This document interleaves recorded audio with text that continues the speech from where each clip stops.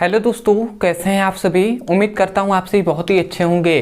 तो आज के इस वीडियो में हम पढ़ने वाले हैं क्लास 10th और क्लास 12th फिजिक्स का बहुत ही इंपॉर्टेंट टॉपिक जो है दूरदृष्टि दोष। तो दूरदृष्टि दोष किसे कहते हैं, इसका परिभाषा क्या होता है, इसका कारण क्या होता है और इस दोष का निवारण क्या होता है, इस वीडियो में हम सब कुछ डिस्कस करने वाले हैं। और मैं आपको विश्वास दिलाता हूँ कि बहुत ही आसानी तरीके से आपको इस वीडियो में समझ में भी आएगा और बहुत अधिकतर आपको याद भी हो जाएगा।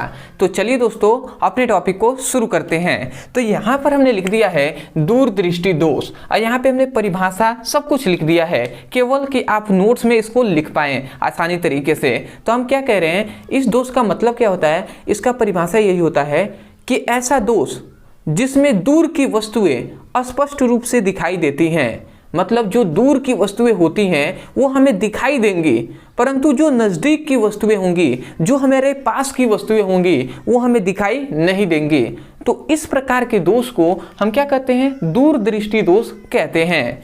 तो आशा करते हैं आप समझ रहे होंगे। तो हमने परिभाषा में आपको क्या बताया, हमने कहा कि ऐसा कोई भी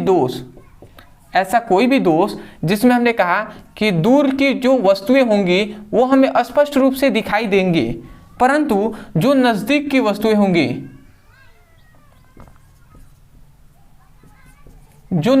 वस्तुएं होंगी वो हमें स्पष्ट रूप से दिखाई नहीं देंगी।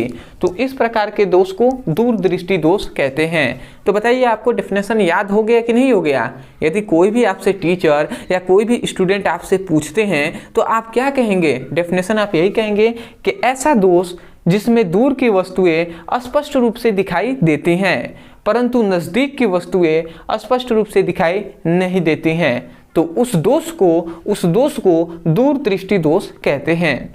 तो आशा करता हूं कि आप इस प्रकार बोल देंगे और कहीं भी डेफिनेशन आता है तो लिख देंगे। तो मैंने यहाँ पे डेफिनेशन भी लिखा है कि ऐसा दोष जिसमें दूर की वस्तुएं स्पष्ट रूप से दिखाई देती हैं परंतु निकट की वस्तुएं स्पष्ट रूप से दिखाई नहीं देती हैं। मतलब निकट मतलब होता है पास की वस्तुएं नहीं दिखाई देती हैं, तो उस दोष को दूरदृष्टि दोष कहते हैं। तो आशा करते हैं कि आपको परिभाषा समझ में आ गया होगा। तो अब हमारा आता है अगला टॉपिक कि दूरदृष्टि दोष का कारण क्या होता है, किसके कारण ये दोष होता है। तो इसको भी हम जान लेते हैं। तो यहाँ पर हमने लिखा है कि दूरदृष्टि दोष के कारण।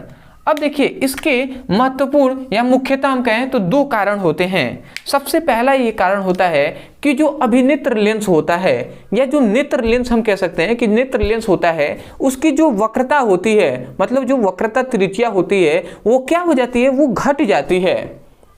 और जब वक्रता त्रिज्या घट जाती है तो उसकी फोकस दूरी बढ़ जाती है।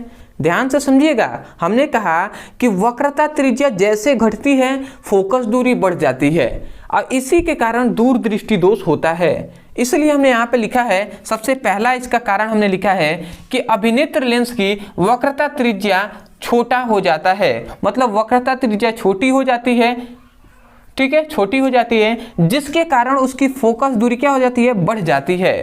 तो सबसे पहला आपको कारण समझ में आ गया। अब आते हैं दूसरे पर।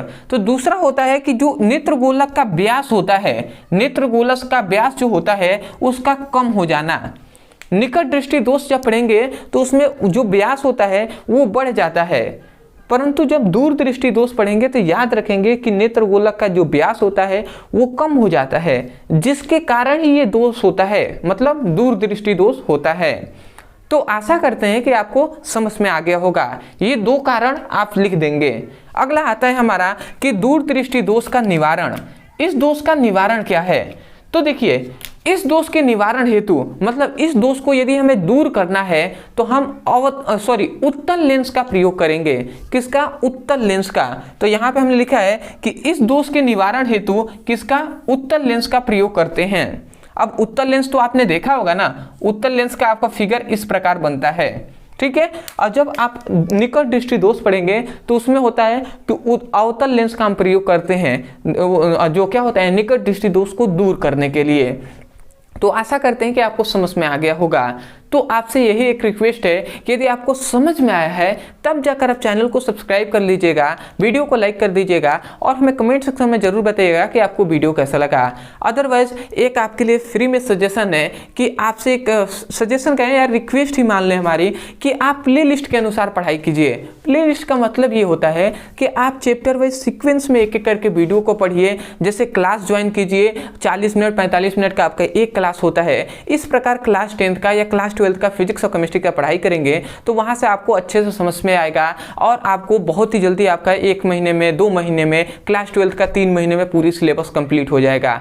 यदि आप भी पढ़ना चाहते हैं तो आप हमारे चैनल पे जाइए, जो मेन चैनल है ब्रदर सर का, उस पर क्लास 10th का क्लास 12th का फिजिक्स केमिस्ट्री का पढ़ाई कराया जा रहा है, तो वहां से उसकी पढ़ाई कर लीजिए। या इसी वीडियो के हमने डिस्क्रिप्शन बॉक्स में क्लास 10th का और क्लास 10th का ही फिजिक्स और केमिस्ट्री का लिंक दिया गया है, तो उस लिंक पे आप क्लिक करेंगे तो आपको सभी वीडियो मिल जाएंगे चैप्टर वाइज सीक्वेंस में, फिजिक्स के भी केमिस्ट्री के भी, तो आप वहां से भी जाकर उसकी पढ़ाई कर सकते हैं। अदरवाइज यदि कोई भी डाउट हो या आपको कहीं भी अगर तुरंत आपको हमसे बात करना है तो आपके पास 2 माध्यम है, एक है टेलीग्राम, एक है इंस्टाग्राम। तो इस पर मैसेज करके आप डायरेक्ट हमसे बात कर सकते हैं। तो आशा करते हैं आप समझ गए होंगे।